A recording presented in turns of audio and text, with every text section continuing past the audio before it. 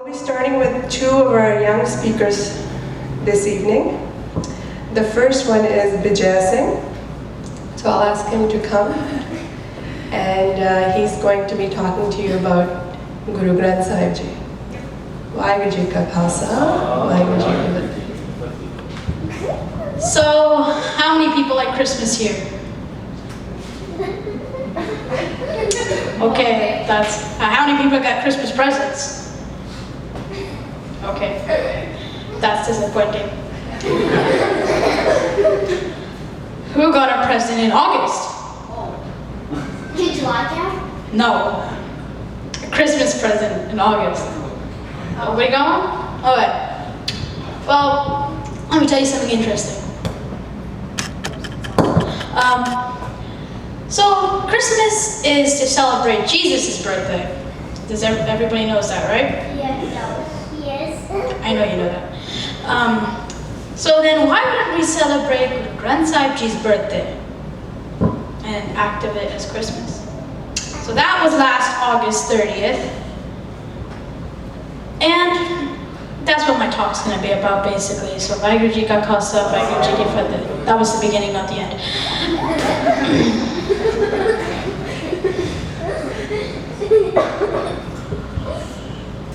So there's only 6 Guru's Banis in the Guru Granth Sahib Ji, not all 11, because one of them's a book, not a book, but... Sorry, not all 10, because they're the only ones who wrote Bani, but no, that's not true. Only 7 wrote Bani because Guru Har Krishan Sahib Ji, Harai, and Guru Har Gobind Sahib Ji did not write Bani. So Guru Arjan Dev Ji, when he compiled the Guru Granth Sahib Ji, he put 5 other Guru's Banis other than his Bani in it.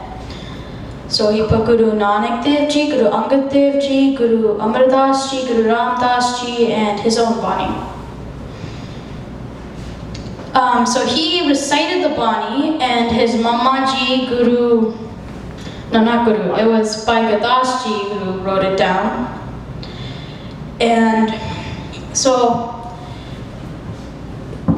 he got all the pothis from all over India, because when Guru Nanak went all over India, he left pothis all over.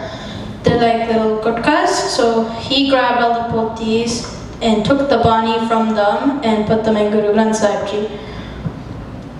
So then after that, he also added 15 Bhagats Bani, 11 Bats Bani, and 4 Gursikhs Bani. One of the Gursikhs was Bhai Mardana, and the other ones were Siddha, Balwant, and one more. Moment. Oh yeah, thank you. Everyone, round of applause. You should be applauding for yourself.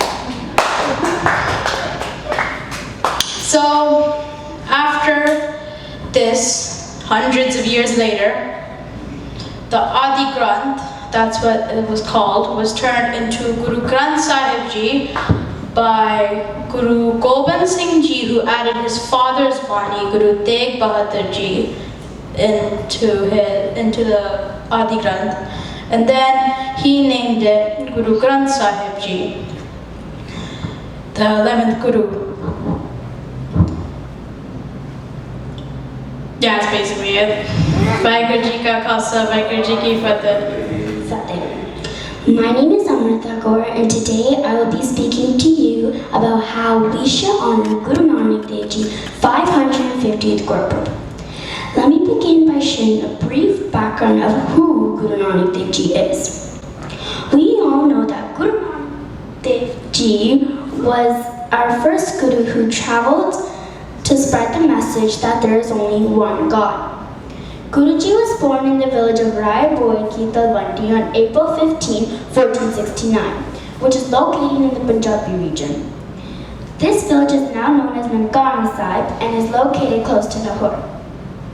Guru Nanak Dev Ji's father was Mehta Kalu Ji. Mehta Kalu was a village accountant. Guruji's mother was kind, caring, loving, and a simple religious woman. Guruji had an older sister whose name was Bebe Nanaki. Bebe Nanaki understood Guruji very well and was very close to her brother. From a very early age, it was said that Guruji was an extraordinary child.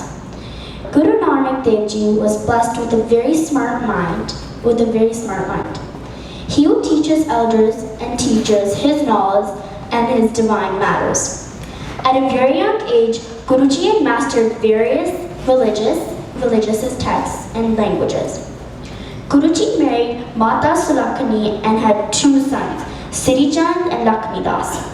In 1499, that is when Guruji had set off and had started his first Udasi. Did you know that the word Udasi means to leave, go away, or depart?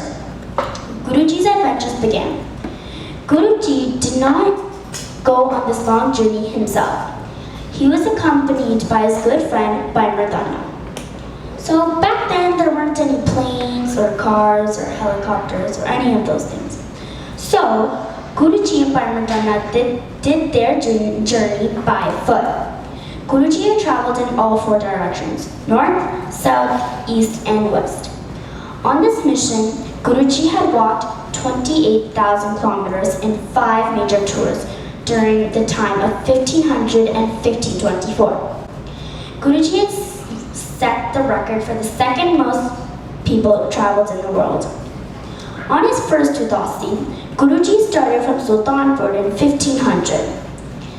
Then went to his own village, Talwandi, to meet and inform his parents that he will be going on this long journey. Guruji had to convince his parents to let him go, as there were still thousands and thousands of people waiting out there for their beloved master to come and comfort, love, and salvation. Guruji had then said, "There is a call from heaven and I must go ask for your blessing." In total, Guruji went on 4 udasis during his life, and on each one of them there are learnings from his journey. Unfortunately, there isn't enough time today for me to share the sakis from all his udasis. So I will share one with you that taught me something important. Guruji first stopped at Omnivant. Guruji had met a carpenter named Lallo. Bhai Lallo was poor, so Guruji had offered to help Bhai Lallo and stay at his house. At this time, there was another man named Malik Bago, and he was the chief of the village that Guruji was staying at. Malik Bago had heard the news and got angry that Guruji was not staying at his house. So, Malik Bago had then had a big gathering and invited all the holy men, including Guru Nanak Dev Ji.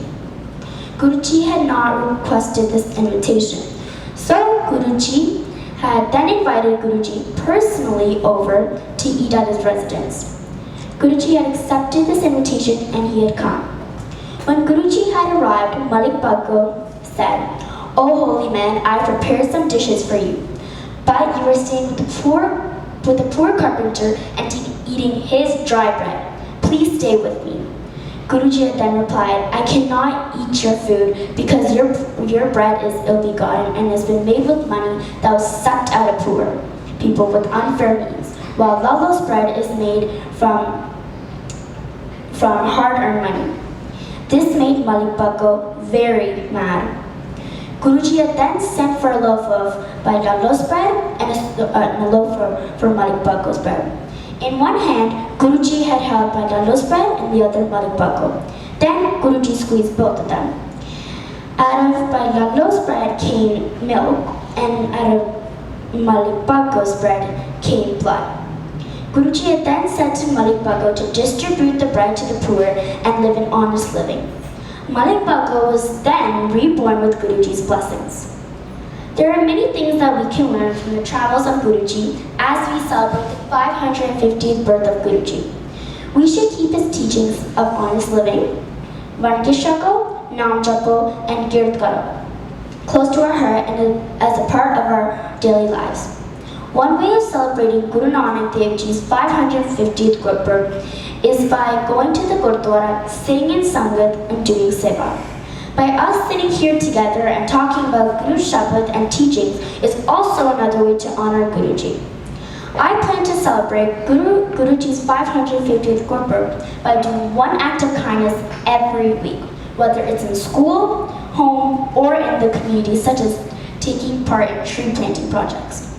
I hope you will find your way to honor the 550th Gurpurab of Guru Nanak Dev Ji and follow Guruji's teachings. Thank you. Vaheguru Ji Ka Khalsa, Vaheguru Ji Ki Fateh.